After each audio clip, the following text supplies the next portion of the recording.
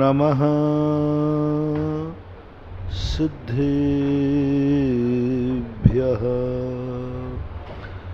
जय श्री ओम नमः सिद्धेभ्यः।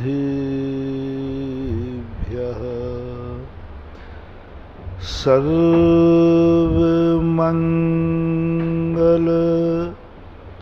मांगल्यं सर्वकल्याणकारकं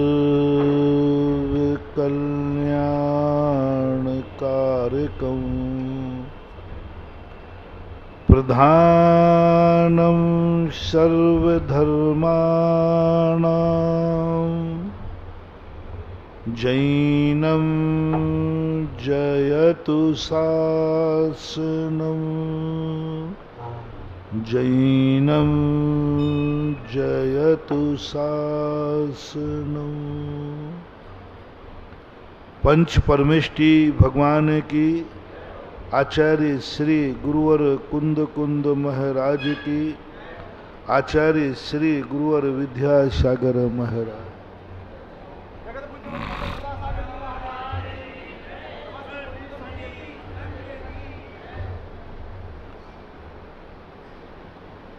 हमेशा निमित्त को ही दोष नहीं देना चाहिए, उपादान की तरफ भी झांकना चाहिए। संसारी व्यक्ति अच्छे और बुरे का ज़्यादातर निमित्त पर थोपता है, और ख़ास तौर से जब जिंदगी में कोई अशुभ घटित होता है तो निमित्त के ऊपर थोप देता है।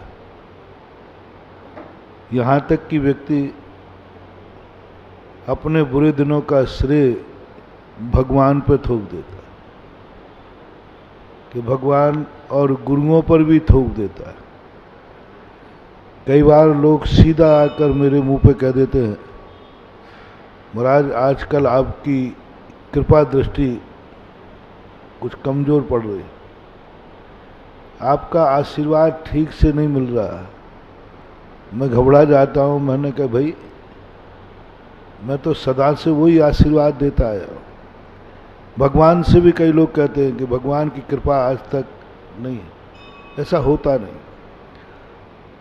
हम अपने उपादान को तो देखें, हम जितना चाहते हैं क्या उतना कर्म हम कर पाए। उपादान की तरफ देखना चाहिए कि मेरा उपादान भी कुछ हद तक दोषी है। कल एक बड़ी विशद प्रवचन में अपन ने सरकार को दोषी ठहराया, सारी दुनिया, कि सरकार ने इस बार जैनियों को टिकट नहीं दिए। तो क्या सरकार ही दोषी है कि हम खुद दोषी हैं? हम खुद दोषी। कल ये सिद्ध हो गया कि सरकार दोषी नहीं है, हम दोषी हैं। क्योंकि सरकार जहां झुकती है वो तो हमारे पास है ही नहीं।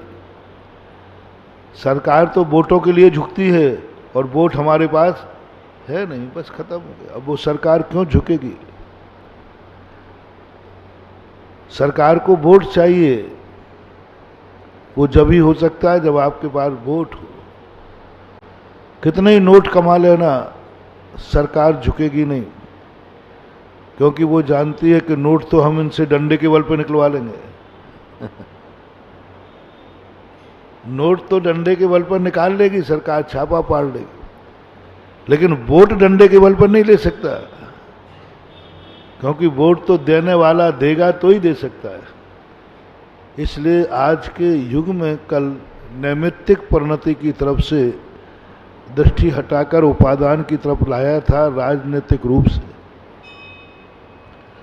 हर क्रिया में व्यक्ति अपने उपादान की तरफ देखे, और जिसका प्रसंग चल रहा है कि उपादान दृष्टि वाला कभी कंगाल नहीं होगा। अमीर भली ना हो, राजा भली ना बने, लेकिन वो कंगाल नहीं बनेगा। सुखी बने या नहीं बने, दुखी नहीं बनेगा। हंसी आवे या नहीं आवे, लेकिन रोएगा नहीं। नहीं हंसी आएगी कोई बात नहीं, लेकिन उपादान दृष्टि वाले की आंख में आंसू नहीं आएगा, मुस्कान भी नहीं आएगी, लेकिन आंसू भी नहीं आएगा, उदासीन हो जाएगा। इसलिए हर व्यक्ति को संबंध में उपादान दृष्टि करने के लिए हमें सबसे पहले जो अपना प्रसंग चल रहा है, जो मेरी जिंदगी में मिला है, क्या मैं इसकी सुरक्षा कर पा रहा हूं? जैसे अपन ने प्रसंग चल रहा है कि मानव पर्याय मिली, तो क्या अगले भाव में भी मैं मानव बन पाऊंगा या त्रियंच बन जाऊंगा? भारत देश में हमारा जन्म हुआ, दूसरा प्रसंग, तो इसका हमें कोई मतलब नहीं। पहले जो हमने कहा था कि सबसे पहले एक अच्छा व्यापारी किसी भी धंधा करने के पहले अपनी पूंजी देखता है। धंधा तो हर व्यक्ति करना चाहता है, बड़े से बड़ा करना चाहता है, लेकिन उसके पास पूंजी कितनी है? जब पूंजी की तरफ देखता है तो हर व्यक्ति को अपने धंधे की इच्छाएं कम करना पड़ती। अरे भाई वो धंधा नहीं, वो तो मैं कर ही नहीं पाऊंगा, इतनी पूंजी ही नहीं है। ऐसा ही दुनिया में जीने के लिए, धर्म आदि करने के लिए हमें पहले स्वयं की पूंजी देखना चाहिए, स्वयं की दृष्टि बनाना चाहिए। स्वयं की एक लिस्ट बनाओ पहले कि तुम्हारे पास ऐसी कौन सी वस्तु है जो तुम्हारी पूंजी है, जिस पर तुम्हें गर्व है। बस पहली बात, किस पर गर्व है वो लिस्ट बनाओ। अपन लोग भावी कल्पनाओं की तरफ से जाते हैं, वर्तमान में जो गौरव का आनंद है वो चूक जाते हैं। तो पहले, सबसे पहले वह गरिमा होना चाहिए कि तुम्हें किन किन चीजों पर गर्व है। वो चीजें एक लिस्ट बना लो, 2 दिन लगेंगे।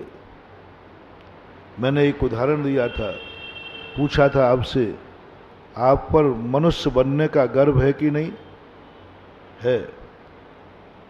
मनुष्य बनने का गर्व है, तो अब आपको सबसे पहला पुरुषार्थ करना है कि मेरा मनुष्यपना न चला जाए। मनुष्य में मुझे गर्व है, जिस चीज पर गर्व है उसकी सुरक्षा की जाती, उसको तिजोरी में रखा जाता है, उसको सब तरफ से सुरक्षित किया जाता है, क्योंकि ये वस्तु हमारे लिए गर्व है और मूल्यवान है। मूल्यवान वस्तु को तिजोरी में रखा जाता है, यूं नहीं।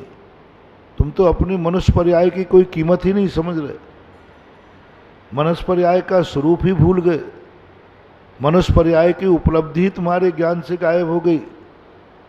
अब तुम मनुष्य से त्रियंच की तरफ जाने वाले हो। और 2-3 दिन से अपना प्रवचन यही चल रहा है कि वे कार्य नहीं करना जो त्रियंच करता है, वे कार्य करना जो त्रियंच नहीं कर पाता है। जब यह गर्व तुम्हें महसूस हो तो आपको एक गर्व दूसरा आना चाहिए। क्या आपको भारत देश में जन्म लेने का गर्व है? तैयारी करो। तुम अपनी जिंदगी में ऐसा कोई कृत्य नहीं करोगे जिससे भारत देश बदनाम हो जाए। ऐसा कोई कृत्य नहीं करोगे कि भारत माता की जेल में तुम बंद हो जाओ। बहुत बड़ी बात मान लो। 2 जेल होते हैं, एक व्यक्ति दुश्मन के जेल में बंद होता है और एक व्यक्ति घर के जेल में बंद होता है। दुश्मन की जेल में बंद होना कोई बड़ा आश्चर्य नहीं, क्योंकि दुश्मन ने जेल बनाया ही था आपके लिए। लेकिन कैसी बड़ी विडंबना है, तुम अपने मां की जेल में बंद हो। ये भारत क्या है? तुम्हारा देश है। ये जो जेल बनाए गए, पुलिस थाने बनाए गए, ये तुम्हारे लिए नहीं बनाए गए। घर में तुम चौकीदार रखते हो, अंगरक्षक रखते हो, किसके लिए? घर वालों से बचने के लिए या दुश्मन से बचने के लिए? दुश्मन से बचने, घर के बचने के लिए नहीं। आज ये सारे अंगरक्षक हैं तुम्हारे, चौकीदार रखा है। बोले किस लिए रखा? ये चौकीदार तू ध्यान रखना मैं अपनी गोली से मैं अपनी हत्या नहीं कर लूं, इसलिए मैंने चौकीदार रख रखा है। मैं अपने बेटे की हत्या ना कर दूं, इसलिए चौकीदार रखा है। मैं अपनी मां की हत्या नहीं कर दूं, इसलिए चौकीदार रखा है। हे चौकीदार, ध्यान रखना, मैं खुद अपनी तिजोरी का चोरी नहीं कर लूं, इसलिए चौकीदार रखा। ध्यान रखना, मैं तिजोरी की चोरी नहीं कर लूं, मैं ताला नहीं तोड़ दूं।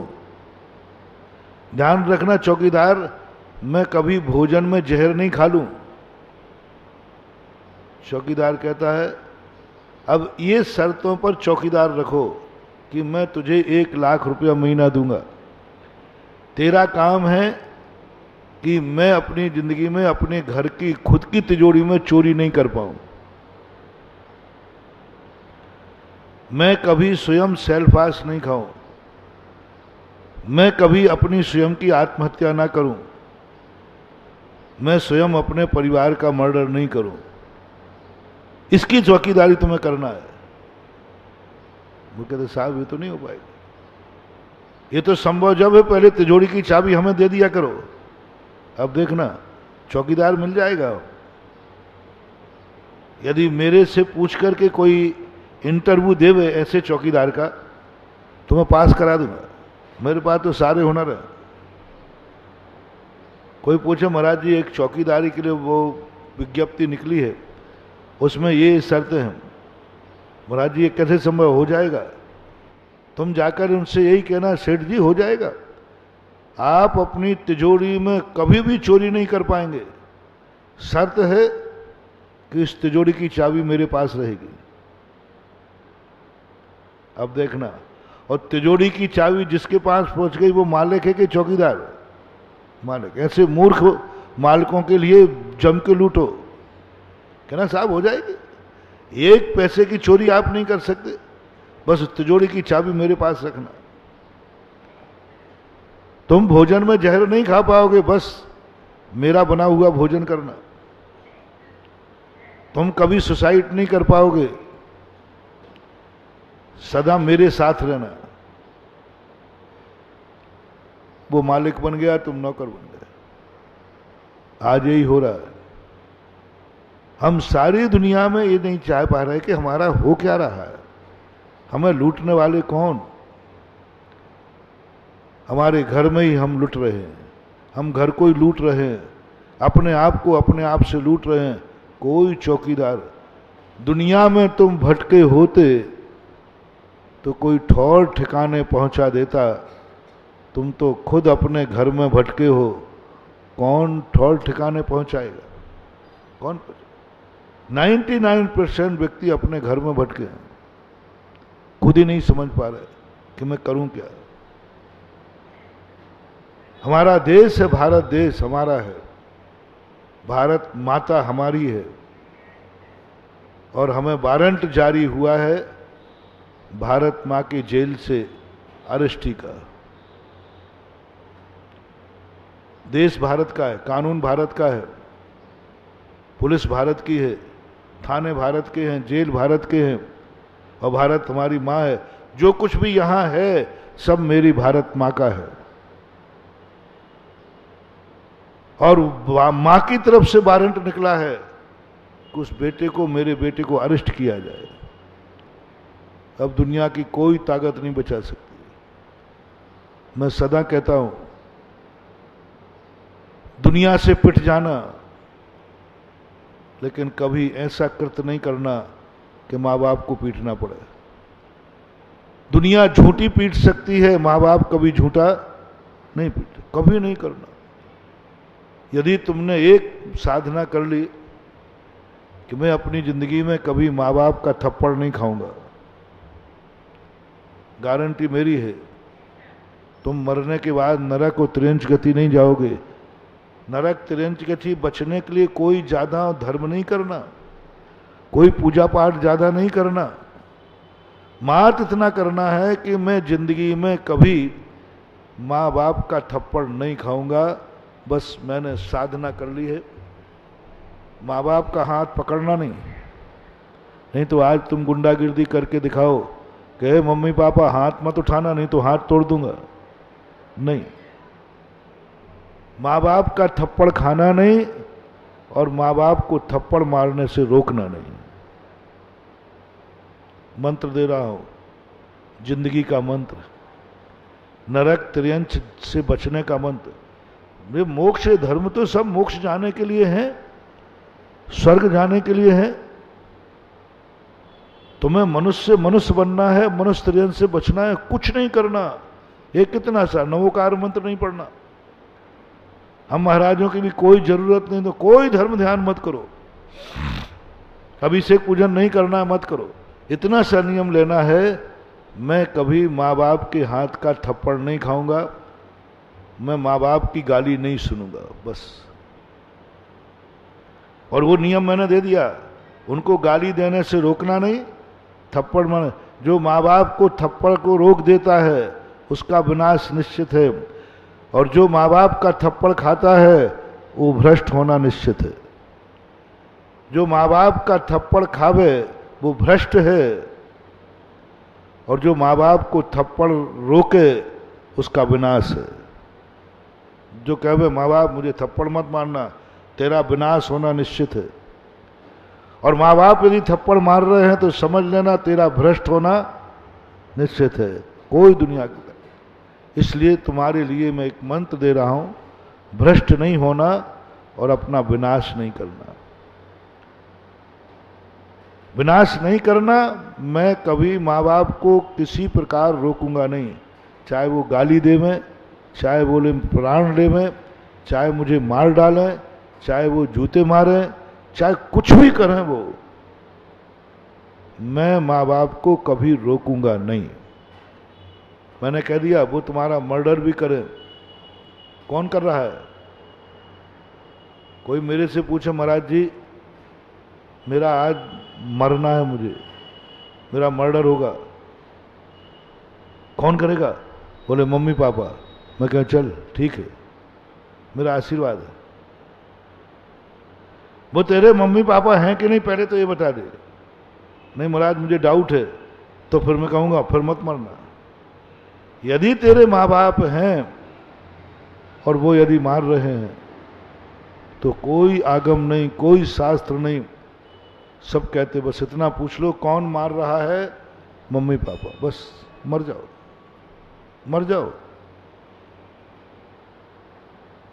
लक्ष्मीबाई के बेटे ने एक ही शब्द कहा था, उसने कहा बेटा यदि मैं कौन हूं? बोले मां। यदि मैं तुझे मार दूं तो?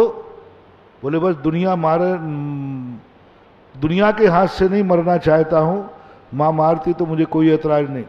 लक्ष्मीबाई ने तुरंत बेटे की गर्दन काट दी, तुरंत काट दी। बोले बेटा कह रहा है मैं मरूंगा तो मां के हाथ से मरूंगा, दुश्मन के हाथ से नहीं। मार दिया, तुरंत मार दिया, और अपनी खुद सुसाइड कर लिया। इसलिए तुम्हारी यदि माँ बाप यदि तुम्हारे हैं, सच्चे हैं, और तुम्हें ये विश्वास है कि माँ बाप मेरा कभी अहित कर ही नहीं, यदि तुम्हें संदेह है कि ये अहित कर सकते हैं, मुझे मिटा सकते हैं, मेरे प्रति इनके बुरे भाव हैं, तो फिर मत मरना, फिर भाग जाना, भाग जाना। तुम्हें अपने माँ बाप पर विश्वास है कि मेरा माँ बाप कभी गलत कर ही नहीं सकता, मेरा अहित नहीं कर सकता। ऐसा कितने लोगों को विश्वास है अपने माँ बाप पर कि तुम्हारे माँ बाप तुम्हारा कभी कुछ गलत नहीं करेंगे, अहित नहीं करेंगे। अंदर से पूछना, यदि थोड़ा भी डर हो, नहीं महाराज मेरे मम्मी पापा बहुत खतरनाक हैं, मेरा तो सदा बुरा ही सोचते हैं, उनके लिए नहीं, उनके लिए नहीं। जो कहते हैं कि महाराज मेरे माँ बाप, मुझे अपने माँ बाप पर गर्व है, बहुत गर्व है, बहुत गर्व है। क्यों? वो मेरा कभी अहित नहीं कर सकते, और एक दिन उनने मन बना लिया है तुम्हारे मारने का। पहले तो ये बताओ तुम लोगों को अपने मम्मी पापा पर, वो मम्मी पापा तुम्हारे जिंदा हैं कि नहीं पहले बता दो। है जिनके चले गए कोई बात नहीं, जिनके हैं उनके। पहले बताओ वो तुम्हारे हितकारी हैं कि अहितकारी है? बोल भाई आनंद। हितकारी पक्का? देखो दो नंबर मत बोलना, अभी कैलाश यहाँ है नहीं, बोल दो कि महाराज जी बहुत खतरनाक है। नहीं है? नहीं है। तो बेटा मेरा कहना है, कभी यदि वो कहें कि बेटा मेरा तुझे मारने का भाव हो रहा है, तुरंत पैर छूना, पिताजी मेरे अवभाग्य हैं कि मैं जानता हूं कि अब मेरा जिंदा रहना हितकारी नहीं है, मरने में ही हित है, क्योंकि मेरी धारणा है पिताजी मेरा कभी अहित नहीं करे। शर्त क्या लगाई हमने?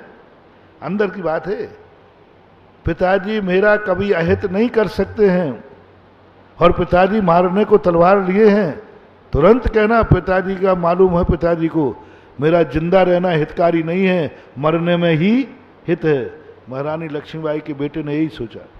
मां कह रही है कि मैं मार डालूंगा, उसने समझ लिया मां मैं समझ गया, अब मेरा जिंदा रहना हितकारी नहीं है, मरने में ही हित है, स्वीकार। मां के हाथ से पिटना, मां को रोकना नहीं मरने तक। और दूसरा पॉइंट है, बस दुनिया में पिट के आ जाना। मैं अपने भक्तों के प्रति बहुत अच्छी तरह से कह रहा हूं, दुनिया से पिट के आ जाना। दुनिया दुश्मन तुम्हें जूते मारे, लाते मारे, कुछ भी करे, आप घबराना नहीं, मैं तुम्हारे साथ हूं। मैं वो आशीर्वाद दूंगा जैसे रामचंद्र जी जब असली सुग्रीव नकली सुग्रीव से लड़ने जाता था। वो एक कथानक है वैष्णव दर्शन में कि बाली ने अपना सुग्रीव का रूप बना करके राजगद्दी या सुतारा पर अपना अधिकार जमाना चाहा। अब दोनों ने ऐसा रूप बनाया, रामचंद्र जी न्यायाधीश बने, असली कौन नकली कौन। रामचंद्र जी चकरा गए कि असली कौन है और नकली कौन है, समझ में ही नहीं आ रहा है, और असली वाले को भेज दे में। लेकिन जब वो लड़ते थे तो रामचंद्र जी निर्णय नहीं कर पाते थे कि असली, कहीं मैंने असली को मार दिया तो। और असली जो सुग्रीव था वो कमजोर था, असमर्थ था, और नकली सुग्रीव बलवान था, और वो ऐसी माया करता था कि रामचंद्र जाओ सुग्रीव लड़ो, मैं तुम्हें देखता हूं, जैसे ही वो लड़ेगा मैं उसको मार दूंगा। जाता बेचारा, रामचंद्र जी किम करता मूड हो जाते कि असली कौन और नकली। तो वो जो असली जो नकली सुग्रीव था वो असली सुग्रीव की जम के धुलाई करता, हाथ पैर तो और असली सुग्रीव भाग करके आता, बोले रामचंद्र जी आपने क्या किया, आप तो कह रहे थे तू लड़ने जा, मैं तो वैसे ही भाग गया था उसको छोड़ करके, आपके बल पर आपने तो कुछ किया ही नहीं, वो मेरी हड्डी पसली तोड़वा दी। रामचंद्र जी उसके ऊपर हाथ फेरते, और जैसे ही हाथ फेरते सारी तकलीफ दूर हो जाए, फिर भेजते जाओ, दूसरी बार फिर ऐसे ही होता। मैं यहां ये प्रसंग कहना चाहता हूं, यदि आपको दुश्मन मारे पीटे, कहीं पिटाई हो जाए तो चिंता मत करना, मेरे पास आ जाना। महाराज आज दुश्मन ने बहुत मारा, हाथ पैर तोड़ दिए, मेरे हाथ में मेरी पीछी में वो चमत्कार है कि जैसे ही मैं तुम्हारे सिर पर हाथ फेरूंगा दुश्मन के मारे हुए घाव सब दूर हो जाए। दुश्मन ने यदि तुम्हारे लिए बद्दुआ दे रहा है, कोस रहा है, हमारे भक्त को कभी, यदि सच्चा भक्त है, दुश्मन की बद्दुआ नहीं लगती, कभी नहीं लगती।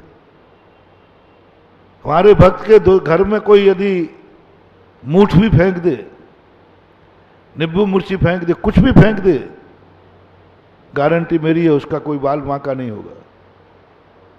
बस मैं इतना ही पूछता हूं, महाराज आज मेरे घर में किसी ने मूठ फेंक दी, मूठ होती ना मंत्र तंत्र, आज मेरे घर में मिर्ची नींबू फेंक गया, वो फलाना व्यक्ति मेरी बहुत बुराई करता है, बहुत दुश्मन है, बद्दुआ देता है, महाराज वो मुझे लूटने फिर रहा है, महाराज वो मुझे मारने फिर रहा है, जो जो अनर्थ होते हैं।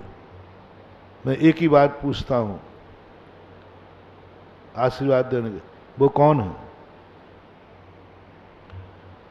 जो तुम्हें मिटाने फिर रहा है, मारने फिर रहा है, पीटने, वो कौन है? बोले महाराज मेरा पीढ़ी दर पीढ़ी दुश्मन।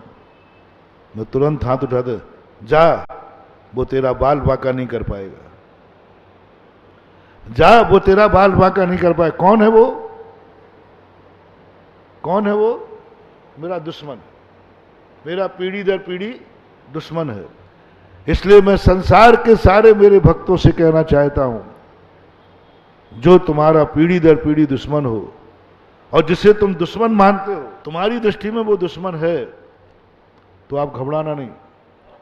यदि मेरे तक आशीर्वाद लेना नहीं आ पाओ तो जाओ मेरा नाम ही ले लेना, उतने ही में वो निपट जाएगा। पक्का मेरा नाम भूल जाओ तो पक्का कह रहा हूं नमोकार मंत्र पढ़ लेना। वो भी नहीं आवे तो जिस मंदिर की पूजा करते हो उस भगवान को स्मरण कर लेना, जहां तुम पूजा करते हो ना जिस क्षेत्र उसको, क्योंकि हम लोग सब एक ही जाति के, इसलिए कह रहा हूं। मेरा नाम ले लेना, आचार्य महाराज का नाम ले लेना, भगवान का नाम ले लेना, नमोकार, ये सब हम एक ही गुरु के चेले पट्टे हैं, सब एक ही, माया एक ही, सब माया एक ही है, कुछ नहीं, कोई फर्क नहीं पड़ता। इनमें से जो आपको पसंद आवे, जो आपको स्मरण में आ जावे, वो कर लेना। मंदिर का इसलिए कह दिया कि हमेशा तुम भगवान की पूजा करते हो, मंदिर में भगवान की मुद्रा याद रहती है, उनको याद कर लेना। उस मुद्रा में भी मैं ही हूं, और मुझे याद कर लेना, मेरी मुद्रा में ही भगवान मुद्रा है। हमारे भगवान की और मुनि की मुद्रा को एक का अष्टपहड़ के अंदर कुंदकुंद स्वामी महाराज ने स्पष्ट कहा, मुनि मुद्रा जिन मुद्रा और जिन मुद्रा मुनि मुद्रा। जिन मुद्रा शब्द का प्रयोग किया, ये जिन मूर्त है, एकस्य जिनस्य रूपम यथाजात मुद्रा को कहा। तभी तो कहा है कि जिनके देव दर्शन का नियम है, देव दर्शन का, यदि देव नहीं मिले, गुरु मिल जाए तो गुरु का दर्शन करने से देव दर्शन हो जाता है। तुम्हारे अभिषेक का नियम है, यदि गुरु के चरणों का अभिषेक मिल जाए तो अभिषेक का नियम पूरा। तुम्हारी देव पूजा का नियम है, और भगवान देव मंदिर नहीं मिला तो गुरु की पूजा करने से तुम्हारी पूजा का नियम हो जाता है। ये जैनागम का बहुत बड़ा मार्मिक पॉइंट है कि देव और गुरु को एक कैटेगरी में रखा। इसलिए कोई चिंता मत करना, भगवान का दर्शन कर रहे हो यानी मुनि मुद्रा का दर्शन कर रहे हो। भगवान की मुद्रा क्या है देखने में? नगन मुद्रा है। गुरु की मुद्रा क्या है? नगन मुद्रा है। दोनों में कोई अंतर नहीं। नमोकार मंत्र में पांचों परमेष्ठी एक से ही है। अरहंत सिद्ध आचार्य उपाध्याय साधु सब आवरण से, अस्त्र वस्त्र शस्त्र से रहे थे। इनमें से कर लेना। बहुत पावर दे रहा हूं, बहुत पावर, गारंटी है कोई तुम्हारा बाल बांका नहीं कर पाएगा। बस शर्त क्या है? वो कौन है? शर्त क्या है? मेरा मंत्र समझ लेना। वो कौन है? मेरा दुश्मन है। बस, फिर मत डरना। मैं तो कभी डरता ही नहीं, दुश्मन से कभी नहीं डरता। पता नहीं क्यों दुनिया में मुझे किसी से डर लगता ही नहीं। मैं दुनिया में डरता हूं तो 3 लोगों से, एक भगवान से, एक गुरु से और एक जनवाणी से। बस इन तीनों, क्योंकि ये तीनों मेरे हैं, ये दुश्मन नहीं है। इसलिए दुश्मन से डर, अरे राम राम, अरे दुश्मन लगता कहाँ है अपने सामने। सारे संसार को दुश्मनों के लिए निमंत्रण है। यदि मेरा पाटे हिला देवे सारे दुश्मन मिलकर के तो उनको छूट है। दुनिया के जितने मेरे दुश्मन हैं सबने मेरे पाटे हिला के देख लिए। वो अंगद था ना, अंगद तो रावण बहुत भागे हाँक रहा था, तो अंगद ने कहा, हे लंकेश, मेरे रामचंद्र जी और लखन भैया की बातें तो पहले बहुत दूर की बात है। मैं अपना पैर रखता हूं, मैं उनका सेवक हूं। यदि मेरे पैर को ही हिला दो तो मैं समर्पण कर दूंगा और सब कुछ कर दूंगा। रावण कहता क्या बकता है, पैर नहीं हिला पाऊंगा। अंगद का पैर आज तक प्रसिद्ध है कि अंगद ने लंका की सभा में पैर रख दिया और रावण पैर हिलाते हिलाते थक गया, लेकिन और अंगद ने एक यूं ठिल्ला मारा कि रावण का मुकुट जाकर के रामचंद्र जी के चरणों में गिरा जाकर। तो रामचंद्र जी ने सोचा ये तो रावण का मुकुट है, लगता है कि रावण ने आत्मसमर्पण कर दिया, पहले मुकुट भेजा, रावण का मुकुट मेरे चरणों में कैसे। पीछे से अंगद आ गए, बोले कैसे, बोले भगवान ये बात थी, ये उसने नहीं भेजा है, उस अहंकारी का मुकुट मैंने भेजा है आपके चरणों में नमस्कार करने के लिए। वो मेरे पैर को नमस्कार कर रहा था। रावण उसके पैर पकड़ने झुका ना, तो अंगद कहता है हे रावण मेरा क्या पैर पकड़ता है, मेरे श्री राम का पैर पकड़ ले तो तेरे बेड़ा पार हो जाए, और मुकुट पहन दिया। ऐसा ही मैं कह रहा हूं और मैं अपने भक्तों से कह रहा हूं, दुश्मनों को दे दो चुनौती, मैं दे रहा हूं। दुनिया में यदि कोई मेरा दुश्मन हो, सारे दुश्मन मेरे आकर के पैर तो छोड़ो मेरा पाटी हिला दे। देख लेना नीचे कोई बैठा तो नहीं है, और दुश्मन बैठा होगा तो नहीं हिलेगा, भक्त जरूर हिला देगा। भक्त की नहीं कह रहा हूं, भक्त तो हिला देगा। दुश्मन कुछ नहीं बिगाड़ सकता, क्योंकि मैं गुरु से डरता हूं, भगवान से डरता हूं, आगम से डरता हूं, इसलिए दुश्मन कुछ नहीं बिगाड़ पाएगा, कुछ नहीं कर पाएगा। और सारे दुश्मन, संसार में पहला साधु हूं जिसके सबसे ज्यादा दुश्मन है।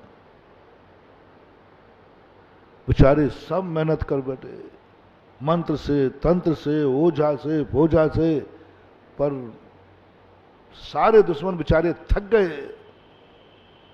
सारे थक गए बेचारे। आजकल तो पता ही नहीं चलता कि वो जिंदा हैं भी कि बहुत महीने 2 महीने से पता नहीं क्या हो गया।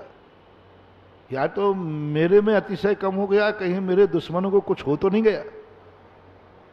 कोई व्हाट्सएप ही नहीं आ रहा, कोई चर्चा ही नहीं, क्योंकि सुधा सागर किसी नगर में रहे और हाथी निकले और कुत्ते नहीं भौंके, कुछ समझ में नहीं आ रहा कहीं कुत्ते मर तो नहीं गए।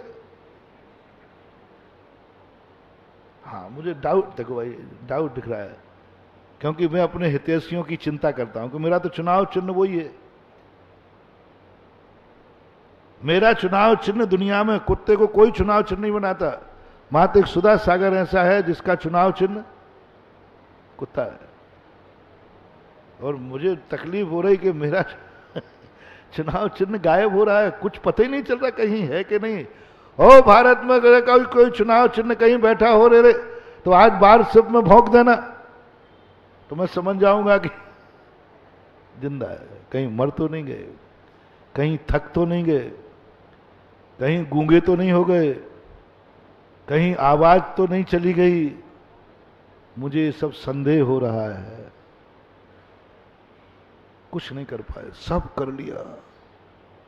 ऐसे ऐसे घृण्य कार्य किए मेरे दुश्मनों ने मेरे प्रति, ऐसे घृणित कार्य कि शायद ऐसा घृणित कार्य और नहीं करेगा, लेकिन वे बेचारे सफल नहीं हो पाए। और पूरी जिंदगी की अंतिम श्वास तक के लिए दुश्मनों को चुनौती है, तुम कुछ भी नहीं कर पाओगे। कब तक, अभी बता रहा हूं। और ये साहस मैं तुम्हें इसलिए दे रहा हूं, जब तुम्हारा गुरु इतना मजबूत है तो तुम मेरे भक्त कभी दुश्मन से नहीं डरना, ये वरदान तुम्हें देता हूं। दुश्मन से मत डरना, और दुश्मन से डर लगे मेरा नाम स्मरण करना, बस काफी है। इतना ही कर देना, दुश्मन के सारे षड्यंत्र फैल हो जाएंगे, सारे हथकंडे फैल हो जाएंगे, तेरा बाल बांका नहीं कर पाएगा। बस वो कौन होना चाहिए? दुश्मन। ये तो मैंने दुश्मन पुराण बता दिया। बस एक जगह में मेरी शक्ति काम नहीं करती, एक जगह मेरा आशीर्वाद काम नहीं करता, एक जगह मैं बिल्कुल बौना हूं, जो तुम्हारा है जो तुम्हारा उपकारी है, तुम्हारा माँ बाप है, तुम्हारा भाई है, कहीं वो तो तुम्हें नहीं मार रहा है। माँ बाप का प्रसंग चल रहा है, कहीं माँ बाप तो तुम्हें नहीं मार रहे। आई एम सॉरी प्लीज, मैं नहीं बचा पाऊंगा, मेरी शक्ति काम नहीं करेगी, मैं तुरंत हट जाऊंगा। महाराज बचाओ, मेरे मम्मी पापा मार रहे हैं। मत चिल्लाना मेरे लिए, मत मेरा नाम लेना, मैं नहीं बचा पाऊंगा तुझे। क्योंकि कौन मार रहे हैं? Mummy papa. कौन गाली दे रहे हैं? Mummy papa. कौन देश निकाला दे रहे हैं? Mummy papa. किसने हाथ उठा दिया? Mummy papa. बस आई एम सॉरी प्लीज, कुछ नहीं। इसलिए मैं भक्तों से कहना चाहता हूं कि मुझे मजबूर मत करना, जिंदगी में ऐसा कृत्य मत करना कि मम्मी पापा को हाथ उठाना पड़े। बस उनके हाथ से मत पिटना। एक साधना कर लो जिंदगी में, एक तपस्या कर लो जिंदगी में। मत आओ मंदिर, मत फेरो नमोकार मंत्र की मालाएं। बस एक मंत्र काफी है तुम्हारी जिंदगी में कि मैं कभी अपनी जिंदगी में माँ बाप का थप्पड़ नहीं खाऊंगा। कम से कम अज्ञानता में खा ला, जब से होश संभालो तब से नहीं। मैं कहूं काम ही नहीं करूं, माँ बाप की गाली नहीं खाऊंगा। दुश्मन की बद्दुआ मत ले लेना, माँ बाप की बद्दुआ मत लेना। मैंने कह दिया ना, दुश्मन की बद्दुआ की गारंटी मैं लेता हूं, माँ बाप की। माँ बाप के मन में एक भाव आ गया, ओह कहाँ का बेटा पैदा किया, इससे अच्छा था कि मैं निपुता रह जाता। ये बद्दुआ मत लेना महानुभाव। मैं तो क्या, साक्षात महावीर भी इस बद्दुआ के से बचा नहीं पाएंगे। 100 भव तक भस्म हो जाओगे। कोई ताकत नहीं दुनिया में। माँ बाप की आंख में आंसू आ गया। जो माँ बाप थे, जो बेटे को देख करके बली बली जाऊं आनंद मनाते थे, आज बेटे की तरफ देखकर आंखें भर आई। बोलो, बेटे को देख करके माँ बाप को कैसा लगता है? आनंद आता है कि नहीं? आप लोग भी तो हो बाप। और आज बेटे को देखकर रो पड़ा क्योंकि बेटा एक बोतल पी के नाली में पड़ा था। जिस बेटे को देखकर राज करता था, जिस बेटे को देखकर मां कहती थी, भिखारन मां कहती थी, राजा बेटा है। मां ओरिजिनल भिखारन है, उसका पति भी भिखारी है, लेकिन जब वह भिखारन अपने बेटे को गोदी में उठाती है तो चूमती हुई क्या कहती है? राजा बेटा। आहा, देखो तो कल्पना उसकी। और है भिखारन पति, अभी भीख मांगने गया है और उसको भी मालूम मैं भिखारी हूं, इसका बाप भिखारी है, फिर भी बेटे को क्या बोलती है? राजा बेटा। जिस मां ने बेटे को भिखारी पने में राजा बेटा देखा हो और वो राजा बेटा नाली में पड़ा था, अब बोलो मां रोएगी कि हंसेगी? बस ये आंसू तुम्हें बर्बाद कर देंगे। इसलिए मैं बार बार सबसे ज्यादा प्रवचन इस पर मैं क्यों देता हूं, क्यों तुम्हें चेताता हूं? क्योंकि यहां मेरी शक्ति काम नहीं करती और तुम रोगे कल के दिन। शक्ति काम नहीं करेगी। मैं तुम्हें शराब पीने से नहीं रोक रहा हूं, तुम्हें बुरे कर्म करने से नहीं रोक रहा हूं। जैसे परसों मैंने कहा था, मैं माँ बाप को नहीं समझा रहा हूं, वे तो अपने कर्म भोगेंगे।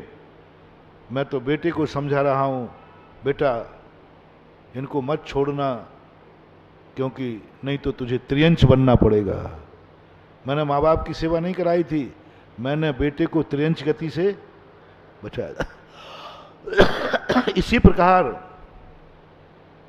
आज मैं बेटे को शराब पीने से नहीं रोक रहा हूं, जम के पीना, गुटखा खाना, जुआ खेलना, सब खेलना, जितने पाप हैं संसार के सब करना।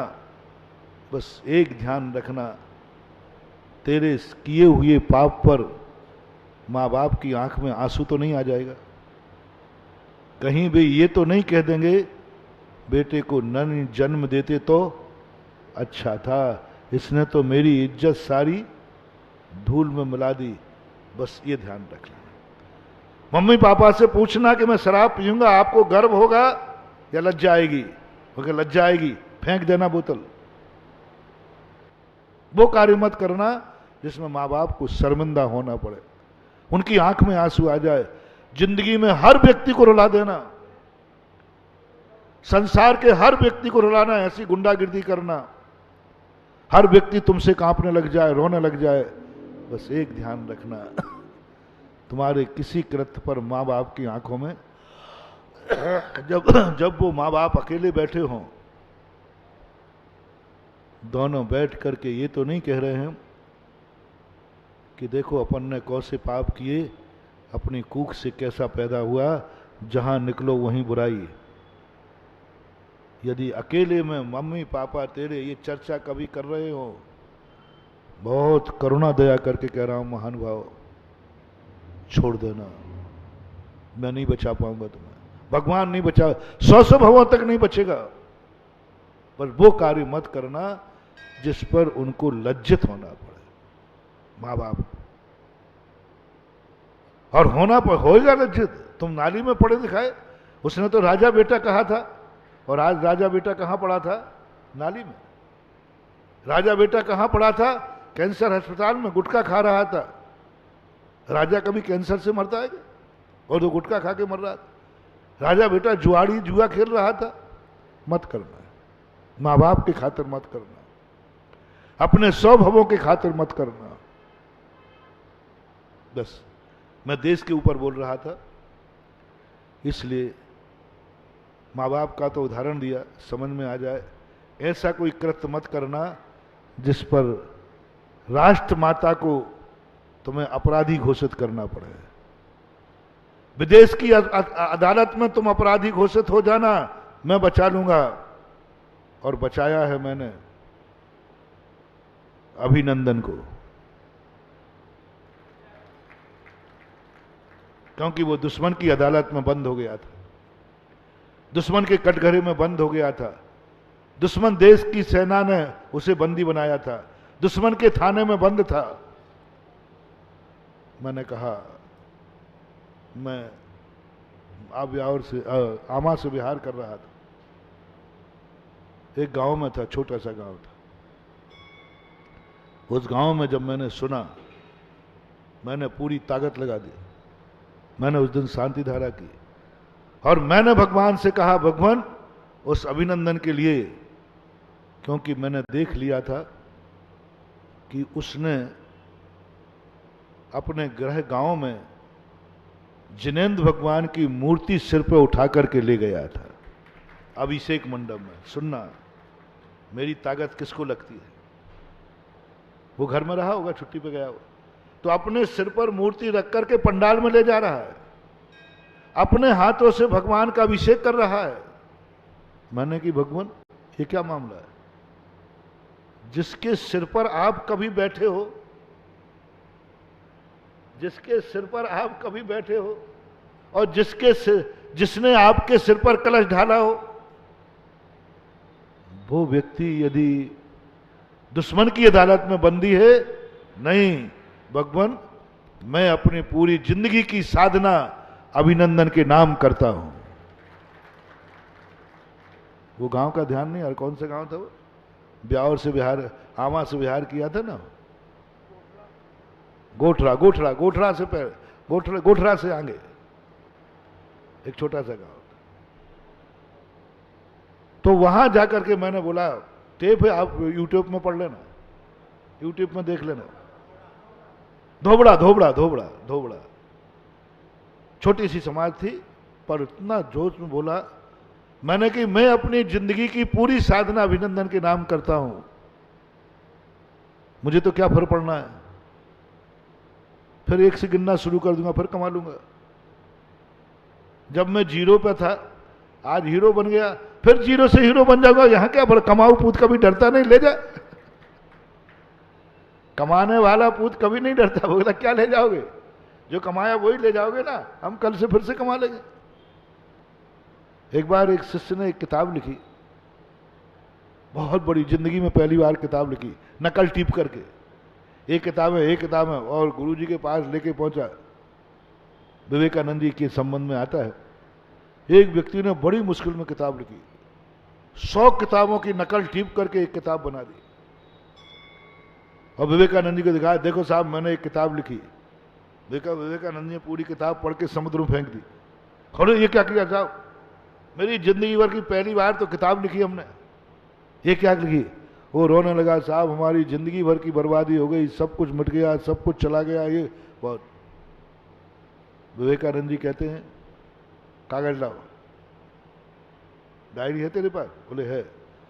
पूरी किताब ज्यों की तो लिख के दे दी। बोले यही किताब थी तेरी?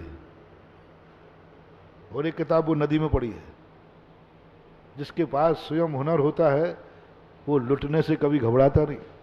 हमारे शास्त्रों में एक उदाहरण आता है, शुभचंद्र आचार्य और भर्तृहरि का। ये दोनों भाई थे, भटक गए, अनाथ हो गए। पूरी कहानी नहीं सुनाऊंगा, सारांश सुनाऊंगा। तो भर्तृहरि ने 12 साल तक एक तपस्या की, साधु संतों का सोने बनाने का रस इकट्ठा किया। और शुभचंद्र महाराज दिगंबर मुनि थे, उन्होंने कुछ नहीं किया। अब जिसको सोने बनाने का रस मिल गया हो, उसने कहा मैं अपने भाई का खोज करता हूं, बचपन में बिछुड़ गया था, पता नहीं कहां भटक रहा होगा, किसका जूठा खा रहा होगा, क्या होगा, सब बेकार, चलो ढूंढते। ढूंढते ढूंढते भर्तृहरि, जैन दर्शन के अनुसार बता रहा हूं, और जाकर के एक जंगल पर एक शिला पर उनके भाई बैठे हुए थे। शुभचंद्र, बाल बड़े हुए थे, गंदा शरीर था, शरीर पे तन पे कपड़ा नहीं था। भर्तृहरि देख के कहता, ओहो मेरे भैया की ये दशा, मेरे भैया की ये दशा हो गई। तुरंत जाके कहा, भैया कपड़े पहनो, अब चिंता मत करो, हमने सोने बनाने का रस इकट्ठा कर लिया है, अब अपन सोना बनाएंगे और फिर से राजगद्दी पाएंगे।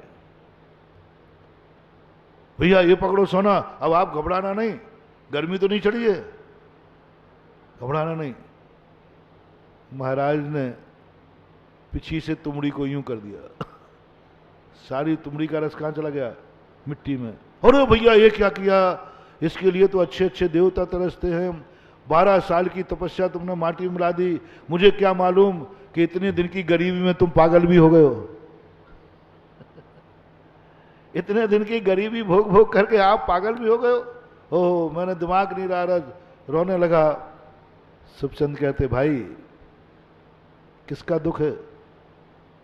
बोले तुमड़ी का रस जो आपने दिया, सोना बनाने वाला रस था, लोहा डालते हो सोना बनता, आपने सब मिट्टी में मिला दिया। अच्छा इतने पर तुम मुझे पागल कह रहे हो, इतना खोने पर हो रहे हो? अरे खोया नहीं, जिंदगी खो दी तुमने। शुभचंद महाराज ने आंख बंद की,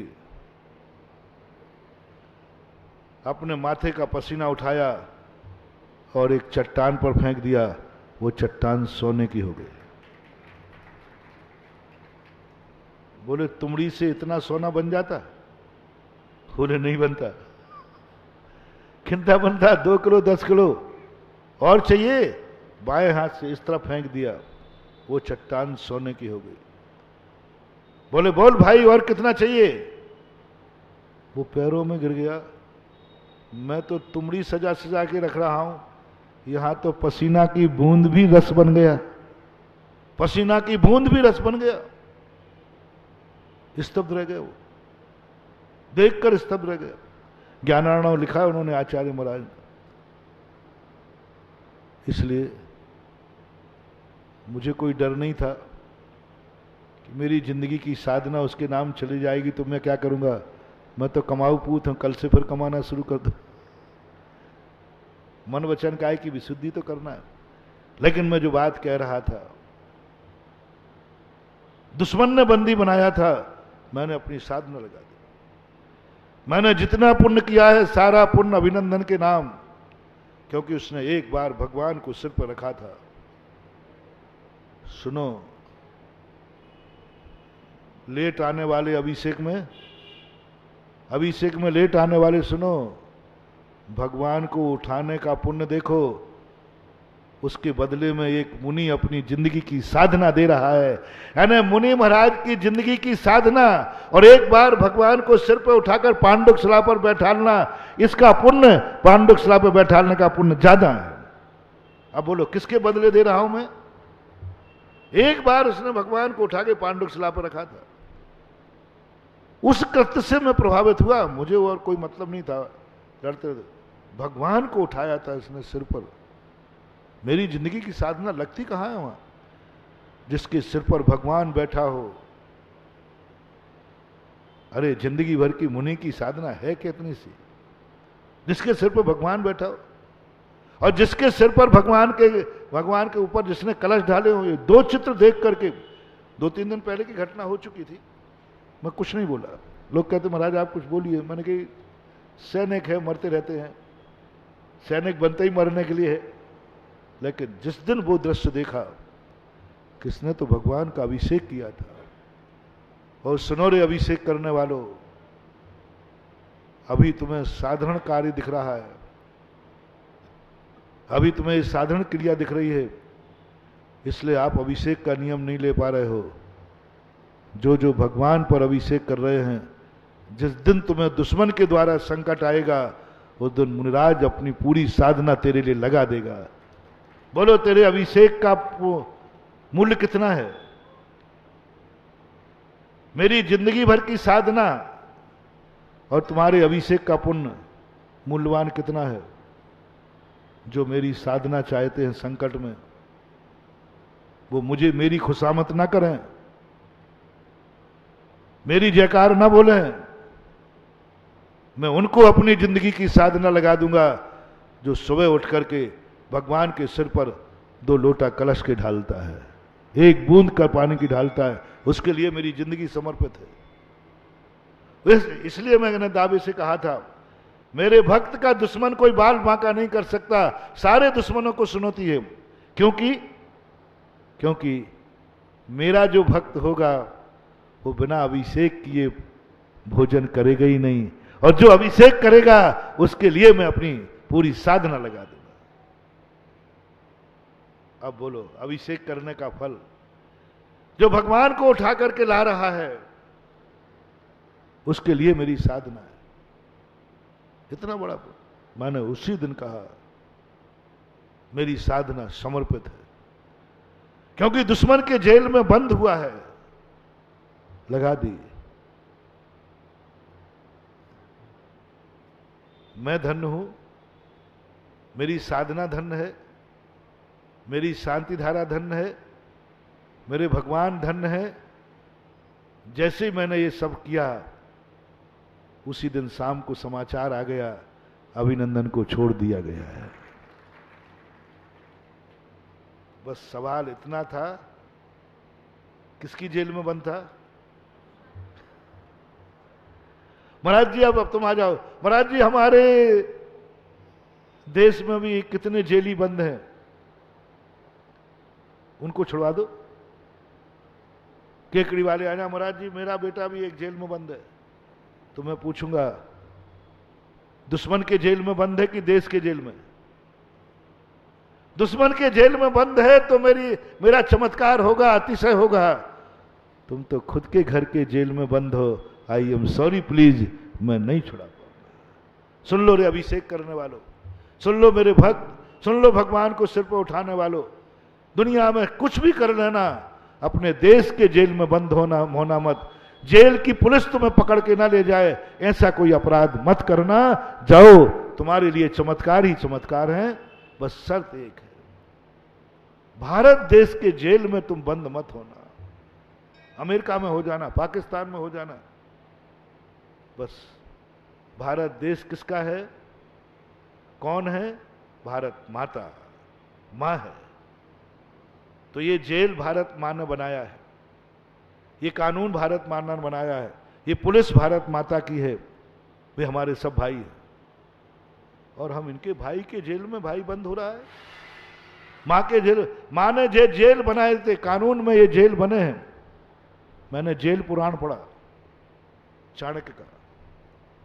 मैंने जेल पुराण पढ़ा, शुक्र नीति का, मैंने जेल पुराण पढ़ा सोमदेव का, मैंने जेल पुराण पढ़ा वर्तमान युग में। जेल किसके लिए बनाए जाते हैं? राजतंत्र में देखो पूरा एक ही शब्द लिखा, जेल दुश्मन के लिए बनाए जाते हैं। हम दुश्मन को पकड़ के लाएंगे तो किस में बंद करेंगे? जेल में। कभी भी जेल प्रजा के लिए नहीं बनता, देशवासियों के लिए नहीं बनता, अपनों के लिए कभी जेल नहीं बनता। ये जेल किसके लिए बने हैं? ये पुलिस थाने किसके लिए हैं? उन आतंकवादियों के लिए जो विदेशी आकर के यहां आतंक फैलाते हैं। ये जेल अपन सब इस भारत मां के बेटे हैं। दुर्भाग्य है, जब मैं जेल में प्रवचन करने जाता हूं, मैं आंख बंद कर लेता हूं, ये बेटे मां की जेल में बंद है, भारत के देश में बंद है। भारत की पुलिस ने हथकड़ी डाल रही है। जैनियों का सबसे बड़ा राज क्या है? एक बार किसी ने पूछा था, महाराज जैनियों को गुस्सा क्यों नहीं आता? जैनी झगड़े से क्यों डरते हैं? जैनी गालियां क्यों सुन लेते हैं? तो मैंने कहा तुम्हें क्या लगता है? बोले मुझे लगता है डरपोक है, ये लड़ना जानते ही नहीं, ये पाप करना जानते ही नहीं, ये गाली देना जानते ही नहीं। मैंने कहा ऐसा मत समझना, जैनी जितने अच्छी तरह पाप कर सकता है दुनिया का कोई व्यक्ति नहीं कर सकता, क्योंकि इसके पास खोपड़ी बहुत तेज है। ऐसी कुशलता से पाप करेगा कि दुनिया को, हाँ जैनी बहुत, ऐसा मत समझना, बहुत खोपड़ी तेज है, बहुत खोपड़ी तेज। ऐसी कुशलता से गाली देगा। जोधपुरी गाली मालूम, बहुत प्यारी गाली होती है। जोधपुरी अपने दुश्मन से क्या बोलता है? देखो मान जाओ सा, मान जाओ सा, मान जाओ सा, मान जाओ सा, नहीं तो मां के पैर की जूती थाके सिर पे बिराजेला सा। मां के पैर की जूती थाके सिर पे बिराजेला सा। अब देखो ये है बनियाई नीति। इतना कुशल है, जूती भी मारेगा और बिराजेला सा भी कहेगा। बहुत बहुत आगे की चीज है। इसलिए ये मत समझना कि जैनी लड़ना नहीं जानता है, बहुत जानता है, बहुत उसके अंदर हुनर है। एक बार बादशाह से पूछा कि बताओ सबसे दुनिया में जाति होशियार जाति कौन है? बुद्धिमान, बहुत होशियार, चाणक्य, जिसको सब लोग जिसके सामने थक जाएं और पकड़ नहीं पाए। बोले साहब बनिया जाति। बादशाह को आया, बोले बनिया जाति, सबसे ज्यादा डरपोक जाति? बोले साहब डरपोक तो है लेकिन होशियार है। बोले क्या, कैसे है? बोले राजा साहब बता दूंगा। तो राजा साहब बैठ गए। बैठने के बाद बोले राजा साहब बोलना मत बीच में। सब जाति के एक एक व्यक्ति को बुलाया, उनको बुलाया जिनके पास दाढ़ी थी। बोले राजा साहब को, सब जाति वाले, दाढ़ी की जरूरत है। तो सब लोगों ने दाढ़ी उतार के दे दी। कहा जिसको जितना पैसा चाहिए हो ले लो। तो कोई ने 100 रुपया, कोई ने 200 रुपया मांग के चले गए। अब लास्ट में बनिया का बुलाया, वो भी केकड़ी का। सब बनिया एक से ही होते हैं। बनिया में अकेला जैनी मत मानना, बनिया महेश्वरी भी आते, अग्रवाल भी आते, व्यापारी जितने हैं वे सब बनियों में आते। वैसे प्रसिद्धि है बनियों में किसकी? जैनी को लोग ज्यादातर बनिया कहते हैं।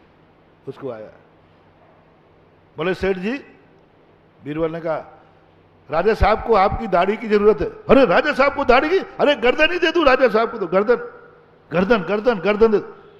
बीरबल का गर्दन नहीं चाहिए, दाढ़ी। बीरबल साहब मैं कह रहा हूं ना राजा साहब को तो गर्दन भी दे दूं। गर्दन नहीं चाहिए, दाढ़ी चाहिए। बोले बीरबल जब कह रहा हूं गर्दन दे सकता हूं तो गर्दन में दाढ़ी तो? आप भी राजा के मंत्री होकर इतनी अकल नहीं है। आप कह रहे हो दाढ़ी चाहिए, दाढ़ी चाहिए, दाढ़ी। मैं तो कह रहा हूं राजा साहब को गर्दन दे दूं। अब गर्दन जाएगी तो दाढ़ी तो आ ही जाएगी। सीधे सीधे बोलो, दाढ़ी चाहिए। बोले राजा साहब ये दाढ़ी मैं अपने हाथ से, तो क्या पैसा चाहिए? बोले मैं तो अपने हाथ से राजा से कुछ मांगूंगा नहीं, आप हिसाब लगा लो। एक बार ये दाढ़ी बनी थी जब मेरी मां मरी थी, तो उस समय 500 मोहरें खर्च हुई थी मौसर करने में। दूसरी बार पिताजी मरे तो 1000 मोहरें हुई, क्योंकि महंगाई बढ़ गई थी। अब ये तीसरी बार मुड़ना है तो बीरबल साहब आप ही लगा लो हिसाब लगा लिया। तो इसका अर्थ क्या है? 500, 1000 यानी 2000 से 1500 से। बोले हाँ सर। बोले इसको 1500 मोहरें दे दो और दाढ़ी उतार दो। 1500 मोहरें रखी बनिया ने अपनी जेब में, और वो अब तो दाढ़ी तो बिक गई ना, 1500 आ गया ना, अब दाढ़ी उसकी तो रही नहीं। तो पहले क्या, जो नाई जो बाल बनाते थे वो ऐसे उससे नहीं थे, पानी से गीला करते थे। तो अब देसी तो देसी होता है, उसने थोड़ा जोर से बनिया ने एक झापड़, बोले नाऊ कहीं का, ये बनिया की दाढ़ी समझ रखी है, अब राजा साहब की दाढ़ी हो गई है। तो ऐसे हाथ फेर रहा जैसे बनिया की दाढ़ी हो, एक झापड़ मारा। नाई ने सब सामान फेंके, कहा राजा साहब मेरी गर्दन काट दो, लेकिन इसकी दाढ़ी तो नहीं काटूंगा।